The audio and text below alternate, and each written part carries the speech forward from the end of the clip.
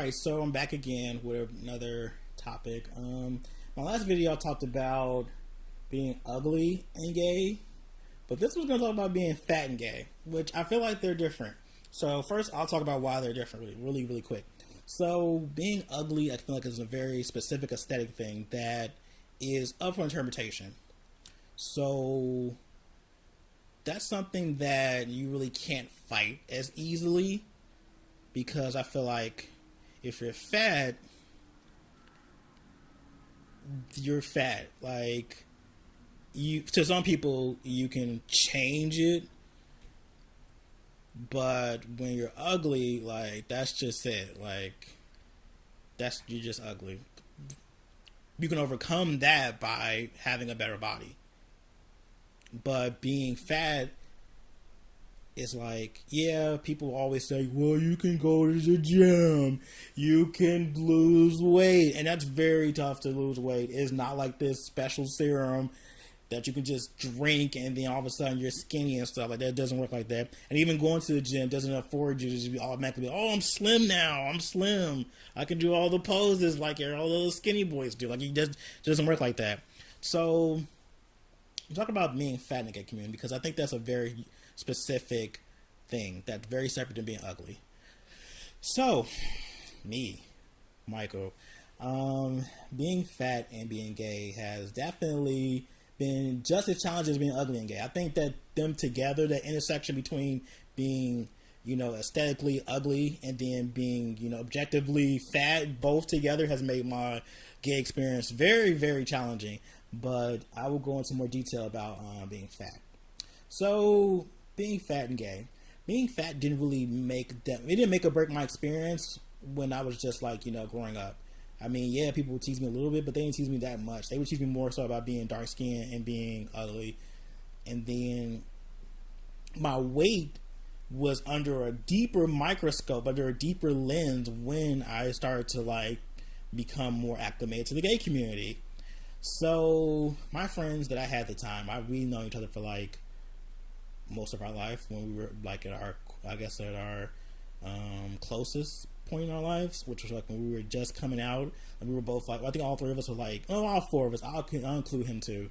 My other friend at the time, we were 15, 16. Yeah, we were 15, 16. So we were just coming out, and we were just this brand new world of being gay, and all three of them were skinnier and more attractive than me. But all three of them were skinnier than me. I was the only oddball, butterball, fat one of the group.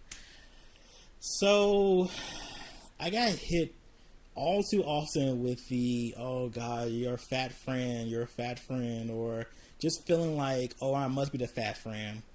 And gay people definitely reminded me that, yeah, Michael, you are fat, and that is not acceptable. That is not cool. You should not be fat and be gay. That's not the way you do it. So I grew up I got very inundated. Now, one thing I didn't talk about in my last video, which I'm going to talk about more in this one, is how social media played a part in it. I'm not going to talk about Facebook, because Facebook wasn't a thing that much for my formative gay years. Our thing was BGC and MySpace. And people who don't know what BGC is, that was Black Gay Chat. That was the biggest black gay social network of its time. It was such a huge thing.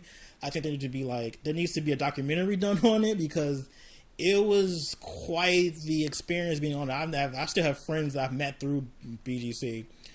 BGC definitely it was specific, I think, it was gay social and dating website pretty much. So you create a profile, you do all that stuff, blah blah blah. And I remember creating profiles and trying to get pictures and stuff like that, and how I would try to take pictures that made me look less fat, and it was hard. And even then I was maybe 100 pounds smaller than I am now, but even then I was really heavy I was gay fat. So yeah, I got reminded how fat I was a lot. My friends were slim, skinny, had 6-packs, and they had the body that most gay men wanted, and I definitely didn't. And I got reminded so often. I remember we would go to Milwaukee to go hang out and do stuff like that, And they were all, oh, you're a plump friend, or they would always make mention of how my weight. Anytime we went somewhere, someone would always say something about my weight. Even my friends say something about my weight too, which I'll get to in a second. So yeah, my weight was always an issue. People always say stuff about me being fat, like your friend's fat, or he's a little got extra weight on him, or he's a little thick. And I noticed people would definitely treat me a lot differently. They treated them because of me being fat. Now, where this got really bad, like whew, like how did I survive that? Was when I was like 19 years old. I was working at this private dining club downtown Chicago. I was feeling myself. I had a good job. I was out of high school. I was going to college. I was really feeling myself doing it. And I actually felt better about myself a lot more at that point than I ever did previously. And I got knocked all the way down, like down. So I always have had struggles with dating since I was 16. Like, it was like really hard for me to date. Guys definitely didn't want me. I was already like so toxic and, obsessed with image to where I was like telling guys, oh no, you're not attractive enough. And then guys were telling me the same thing. It was like this really back and forth. It was a nasty cycle that I was stuck in. And I think I got to a point where I was like, man, I wish I could really find like a really good guy to be with me. Now, mind you, before this, like, I would talk to guys, and I did this dumb thing where I would have my friends there with me when I would meet guys and stuff, because I don't know why. Maybe because I was afraid or something like that.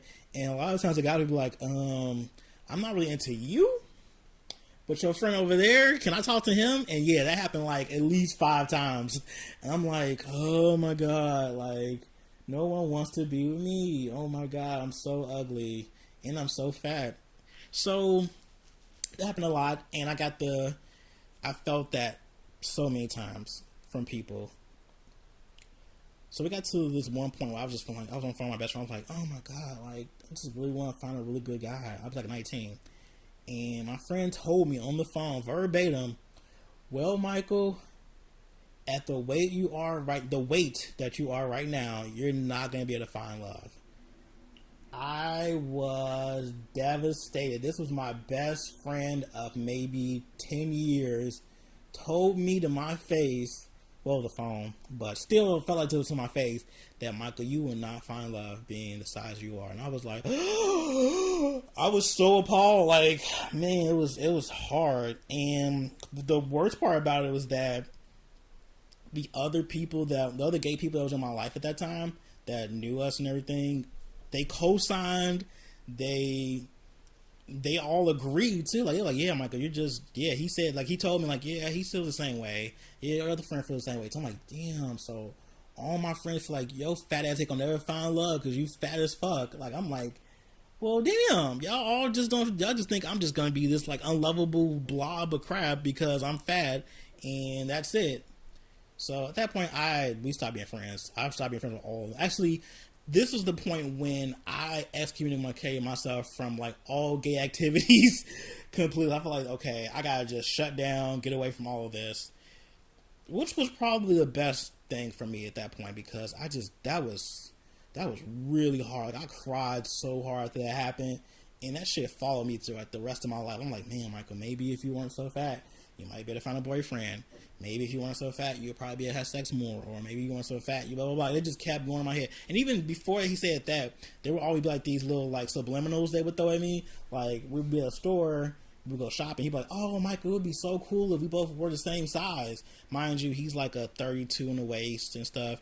Me, I'm like a 36. So there's no possible way we can have the same size. So, or my other friend would be like, Michael, you eat food really, really fast. Maybe if you didn't eat so fast, you might not be as fat. I'm like, well, thank you. Or maybe you should just, get on a diet or, lose some weight. We could all go on a diet together. Mind you, they're both like small. So it's like, this was one of those things where they were trying their best not to be mean about it, but they were definitely telling like, Michael, you being fat kind of fucks up our whole like thing we got going on with this trio. So yeah, before that, they would definitely make digs at me about my weight. these are my best friends at the time. These are my best. This is not like just regular people. These are like best friends. So this hurt. And then that point when they told me that at 19, that just hurt so bad. So I feel like everything about me. I was in school. I was doing really good in school. I had a really good job, and all those things about myself didn't matter because I was fat. So all that stuff meant nothing. It meant complete trash, and I just felt like garbage. And that followed me for a while. I think that kind of still followed me a little bit to this day too. Because I just, the way I interact and stuff and how I deal with things just kind of like puts me back like, that didn't feel good. Your friend tell you like, your fat ass ain't gonna ever find love. Which is funny because I did find love a couple of times. Actually, right now I'm in a relationship. So, yeah, I don't think that your weight has any bearing over you finding love. It may make it harder because of how image conscious the gay community is and just how we put so much stock on attractiveness and beauty and body and all that stuff, and we put less emphasis on, you know, creativity and intellect and things like that. We put that to the back. That's not that important. If you got a six pack and you fine as hell and you got a big dick and you got a big booty, you can get anything you want in the gay community. Like, you can just go through any space regardless. So yeah, I think being fat is so tough because you're already told by people in society that you being fat is wrong, and then your self-esteem goes down even lower, and then when you try to build yourself up, people just keep smashing you down, make you feel worse about yourself, and it's awful. Like, even now, like, I guess we're in a new age where, you know, being thick and, you know, dad bods and, you know, being a bear, like, these are supposedly, like, you know, the new in thing. So some of my friends, well, I won't say friends, people on Facebook would be like, oh, you know, thick guys winning and blah blah blah. I'm like, well, I'm not winning. Like, nobody trying to like get with me except for the people who fetishize bigger guys. But that's gonna be a separate video because that's a whole different beast in itself, and I gotta unpack that. But yeah, being fat in the gay community is really tough. Like, it really consumes your. That's only if you let it. But it's really hard to escape it because it's so pronounced, it's so prevalent, and now because social media, it just makes it even worse. Like, you can't go on Instagram, you can't go on Twitter, you can't go on Facebook, anywhere without hearing about, oh, this guy's so hot, look at him. Like, literally, people get Instagram famous or Facebook famous just from being hot. So the idea of being fat is just like, oh God, what are you doing, sis? Like, it's terrible. And it makes it hard to like even try to lose weight. Like, even me, I struggle with my weight still. I go to the gym, and even on Instagram, like, people will be like, oh, you're so brave, or oh, you're so confident. I'm like, I'm not really confident. I'm just trying to change my perception level. Like I'm trying to change my perception of myself. And I feel like the only way to do that is not being ashamed of my body in the way it is. So I'm definitely team body positivity. And I'm all about, you know, feeling good about yourself, feeling good about your body and the way it is and how it is at this present state. And if you so choose to want to change things about yourself, do it on your terms, for your own self, for your own liking, for your own aesthetic. Doesn't mean you gotta go and get like a flat stomach and blah blah blah and all that stuff. If you want to like slim down a little bit, that's cool. If you don't, that's fine. Just be comfortable in your space and in your skin, and be comfortable who you are. And that takes time. It takes a lot of time, and it takes having a support system. Dun dun dun. Support system is so important. Like, if you have trash friends who are completely feeding you more toxic messages, and then your family doesn't help either, and your society's already, you're getting it from 3 different places. Then you're getting it from friends, you're fat, like people that you might be involved with romantically, oh Michael, you're fat. And then you go like everybody else, so you're getting this from different places. So it's hard to push all that out. So all in all, I would say finding friends who make you feel good about yourself is probably the most important thing. That is more important than anything when it comes to anything concerning image.